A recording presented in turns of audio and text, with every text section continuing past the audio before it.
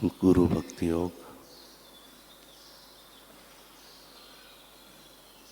जो आत्मज्ञान का मार्ग दिखाते हैं वे पृथ्वी पर के सच्चे देव हैं। गुरु के सिवाय यह मार्ग कौन दिखा सकता है। गुरु प्रभु प्राप्ति का मार्ग दिखाते हैं और शिष्य को सदा के लिए सुखी करते हैं। जो पूर्णता का मार्ग दिखाते हैं वे गुरु है। संस्कृत में गु शब्द का अर्थ अंधकार या अज्ञान है और रू का अर्थ दूर करने वाला है। अंधकार या आवरण रूपी अज्ञान का नाश करने के कारण ये गुरु कहलाते हैं। आध्यात्मिक गुरु निरंतर उपदेश से साधक को तालीम देते हैं। गुरु सच्चे शिष्य को प्रभु की ओर से प्राप्त भेंट है। तमाम शास्त्र जोर देकर गुरु की आवश्यकता मानते हैं। शिष्य दुनियावी दृष्टि से चाहे कितना भी महान हो, फिर भी गुरु की सहाय के बिना वह निर्वाण सुख का स्वाद नहीं चख सकता। 16वीं शताब्दी में देश में मुगलों का अत्याचार काफी जोर पर था। उस समय चारों ओर लूट खसोट और भीषण हत्याकांड हो रहे थे। इसी में गंगा यमुना नामक 2 असहाय बालिकाओं से उनके कुटुंबी छिन गए। 9 वर्ष की आयु में वे अनाथ हो गई। वे जंगल में जा छिपी, जिससे उनके प्राण बच गए। जंगल में अकेले भूख प्यास से व्याकुल होकर वे रो रहे थे। तभी वहां मनोहर दास नाम का एक व्यक्ति आ पहुंचा। उन्हें रोता हुआ देखकर उसे उन पर दया आई और वह उन्हें अपने साथ मथुरा ले आया। उसने दोनों को कई वर्षों तक नृत्य गान की शिक्षा देकर उसमें निपुण कर दिया। बालिकाओं को शरण तो दी, लेकिन उसके मन में उनके द्वारा पैसे कमाने का लोभ आ गया। वह उन्हें जगह जगह नचाकर पैसे कमाने लगा। गंगा यमुना अति रूप लावण्यवती थी, तो मनोहर दास को खूब धन मिलता, किंतु जिमि प्रतिलाभ लोभ अधिकाई। प्रत्येक लाभ पर लोभ बढ़ता है। उसका लोभ बढ़ने लगा और उसने उनका सौदा कर दिया।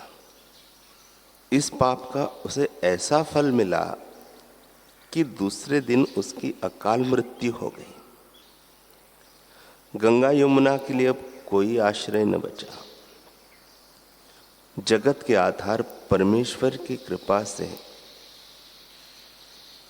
कुछ ऐसा संयोग हुआ कि वे वृंदावन के संत परमानंद दास जी के संपर्क में आ गए और उनके आश्रय में चली गई।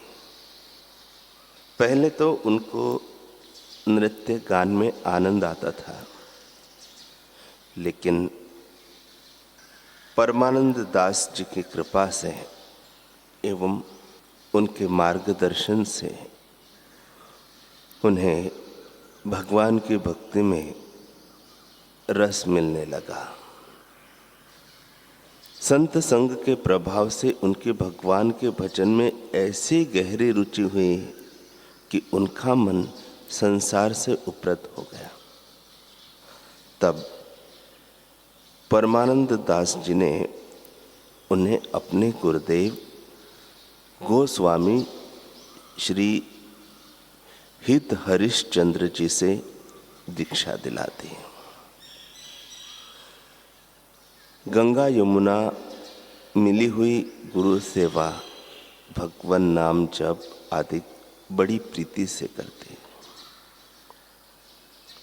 वे गुरु सेवा में ही अति रममाण रहने लगे। गंगा यमुना के रूप लावण्य से मोहित होकर मथुरा का हकीम अजीज बेग एक रात्रि को बदनीयत से उनकी कुटिया पर आया। वहां शेर को पहरेदारी करते देखा तो वह दंग रह गया, वहां से भागा। डर के मारे उसे बुखार आ गया, वह मूर्छित सा हो गया। सारी रात बड़े कष्ट से उसकी बीती। सुबह वह अजीज बेग गंगा यमुना के पास आया और उन्हें माता कहकर संबोधित करते हुए माफी मांगने लगा। वे दोनों कुछ समझ नहीं पाई। तब उसने पूरा वृत्तांत उन दोनों कन्याओं को बताया। भगवान की असीम कृपा देखकर दोनों कन्याओं का हृदय अहोभाव से भर गया। उनके मन में हुआ कि निश्चित ही वे दयालु परमात्मा शेर का रूप लेकर हमारी रक्षा के लिए आए थे।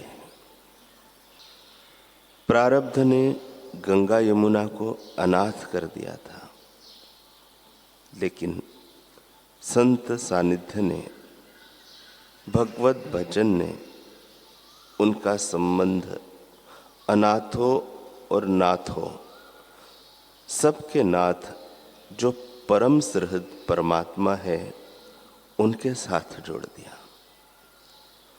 संतों के संग और भगवान की भक्ति की महिमा अपरंपार है।